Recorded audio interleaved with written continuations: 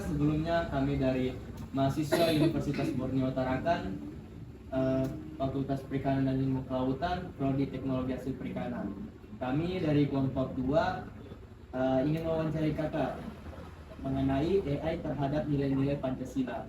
Nah, ini sebagai pelengkap nilai PAS kami. Jadi sebelum kami lanjut ke pertanyaan-pertanyaannya, bolehkah saya kayak apa ya?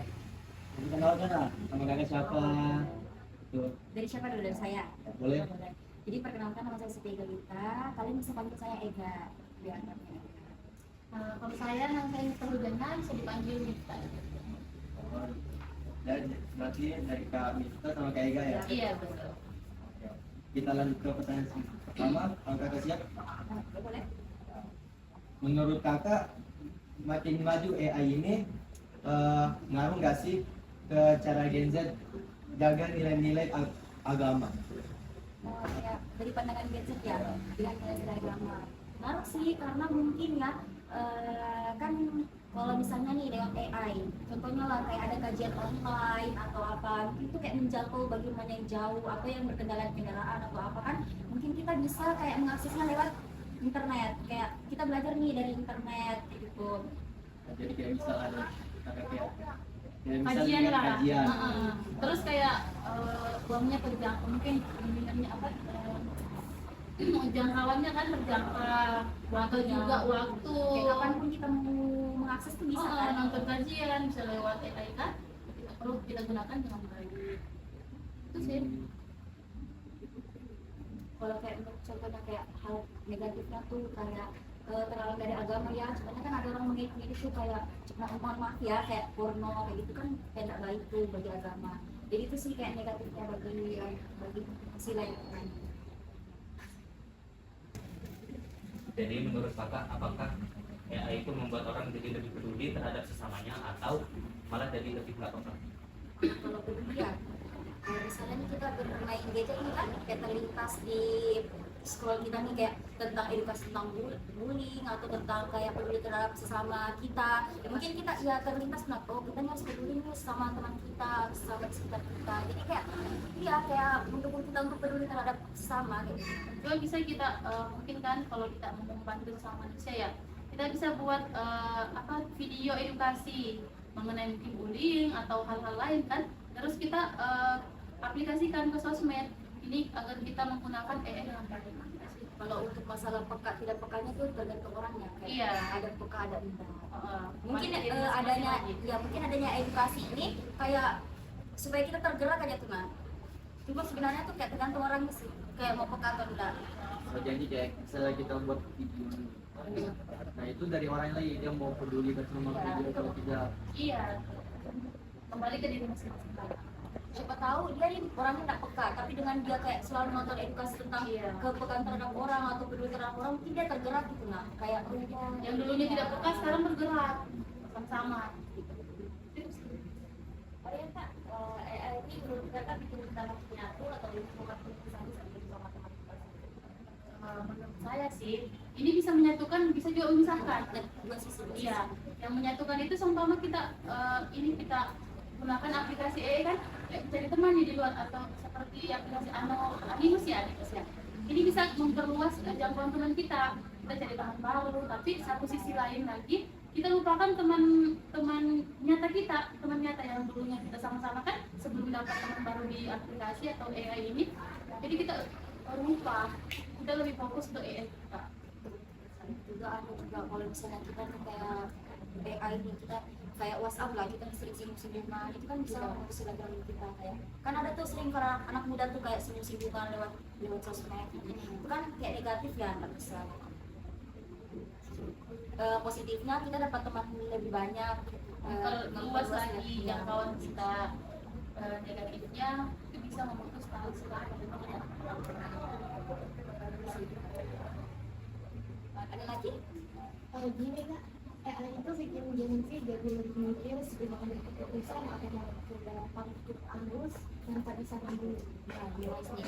Contohnya nih kita nih di ini kita kuliah semua kan. Iya. Nah, saya kan diberi nih tugas di dosen kita. Mungkin kita nih nggak tahu nih kayak ya kayak kita mengerjakan. Iya. Mungkin tuh kita bisa kayak ambil ide gitu nah di AI kayak Cari referensi. cari referensi gitu. Kayak sudah kita dapat referensinya, tinggal kita kembangkan gimana cara kita menyampaikan kepada teman-teman kita atau orang lain agar mereka tuh lebih ngerti. Karena mungkin misalnya kita tinggal copy nih kan di AI, mungkin tuh kayak terjadi kesalahpahaman ya antara satu sama lain, kayak kok ditanya lain dijawab lain kayak gitu. Karena kurang memahami mungkin ya. Jadi kalau kita ada kata-kata, sama kan kata-kata baru nih, kita harus pahami artinya apa sih, kita searching dulu kan. Jadi gunanya kita searching dulu apa sih artinya ini, bagaimana sih cara mengaplikasinya ke orang. Gitu. Kalau ikuti arus sih kadang juga bagus, kadang juga tidak. Tergantung dari orangnya bagaimana ya. Kadang tuh ada tuh kayak mahasiswa kayak bilang kerjakan tugas nih, ada juga AI nih kayak gini kan, kayak negatif ya, kayak yang awalnya AI itu buat ngebantu tapi malah kayak disalahgunakan, kayak orang tuh jadi malas mikir gitu, nanya aja nanya. Oh jadi kayak menurut anak muda ini kayak AI ini tergantung. Udah semua anak muda ya, kayak ada juga. Oh, Tapi karena adanya AI, jadi kayak membuat kita lebih nanti skip dulu, nanti bisa aja langsung ketik aja kan muncul sudah. Kopi, apalagi kopi langsung dikirim kan, pasti dosen juga kayak oh ini nih kopi nih, pasti dosen tuh tahu kan kayak oh ini mahasiswa nih kopi aja gitu. Tanpa memahami isinya dulu. Boleh kayak cara referensi bagus juga, cara referensi tapi harus cari dulu. Menurut kakak, AI sekarang bisa bikin belajar lebih gampang atau malah sebenarnya masih belum? Menurut kalian gampang atau tidak? Atau belum merata. Bisa iya gampang sih, adanya AI ini membuat kita gampang karena kita bisa searching dulu kan, searching, tapi semuanya tidak merata ke kita karena mungkin ada orang yang lebih nyaman komunikasi langsung dibanding dengan lewat teknologi. Ada juga orang lebih cepat mengerti kalau ketika dijelaskan langsung ke dosennya, ada juga yang lebih ngerti yang apa namanya, yang menggunakan AI itu teknologi. Iya kan banyak tuh kayak Tapi kadang yang kurang paham ya, juga kurang respon ya kalau lewat gitu. kayak mau bertanya nih tapi kayak terkendala soal ini Jaringan mungkin, ya. Kan era itu kayak halangannya tuh kan kayak Kendalanya. kendalanya jaringan Atau atau ada apalagi kalau misalnya kita nih kayak kuliah online liburan, baru tuh jaringan di kampung kita nih, apalagi yang luar kota tuh kan jaringan di kampungnya tuh jelek, itu kan kayak gimana ya, kayak susah gitu lah kayak nangkep materinya yang disampaikan sama dosen Lagi di kayak apa, hubungannya ribut, berisik. iya juga. Tapi AI ini buat gampang sih, buat gampang, Ya, tapi gampang tidak aja. semua ya, tidak semua dan gampang. Harus digunakan secara positif. Iya, kalau kita gunakan AI secara kita tahu gunanya apa sih ini AI. oh jadi itu ya pendapat kalian tentang AI menurutnya mulai ke sisi. Iya, itu kalau misalnya kita mau menggunakan AI itu kita pastikan dulu nih AI ini sebenarnya buat apa sih, kayak gunanya apa. Kayak Kita akan jadi AI membantu untuk ya. apa sih? Jangan sampai kita salah gunakan kan. Jadi menurut kakak ini AI ini dampak paling positifnya menurut kakak ini apa nih? Kebantu. Iya kan AI digunakan untuk membantu mempermudah. Permudah tugas-tugas, lebih apa, searching lagi kan, bisa kita searching hal-hal baru, menambah wawasan baru, memperluas pertemanan Iya. kita, atau memperluas Kayak misalnya ada wawasan. juga kalau misalnya kita berbisnis kan itu kan kayak ada tuh editing atau apa, Iya, editor itu kan mempermudah editor kayak dari gitu. Kayak bukan cuma di pelajaran tapi juga di pekerjaan orang gitu nah.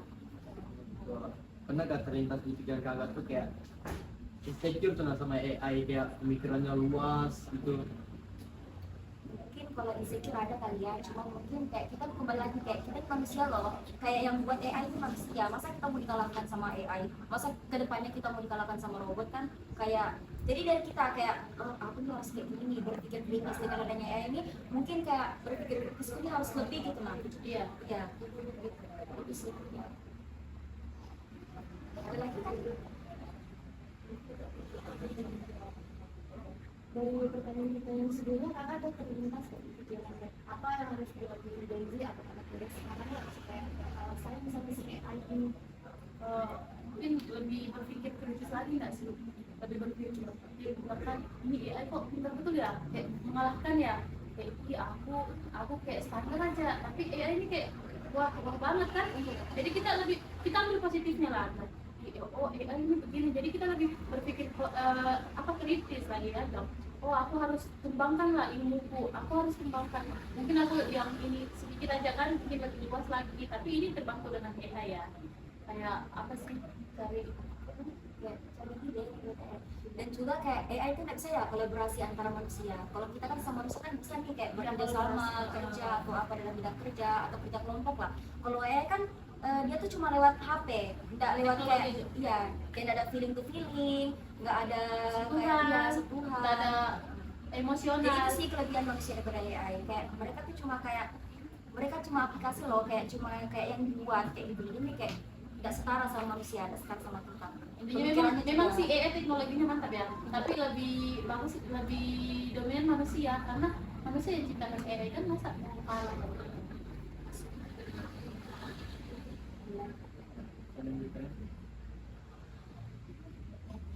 Oh, mungkin itu saja Kak pertanyaan dari kami. Mohon maaf sebelumnya mengganggu waktunya. Nggak apa-apa. Aman aja kan Kak? Aman-aman. Oke, itu aja dari kami kelompok 2 untuk masyarakat. Terima kasih atas waktunya untuk Kak Ega dan Kak Mita. Ya.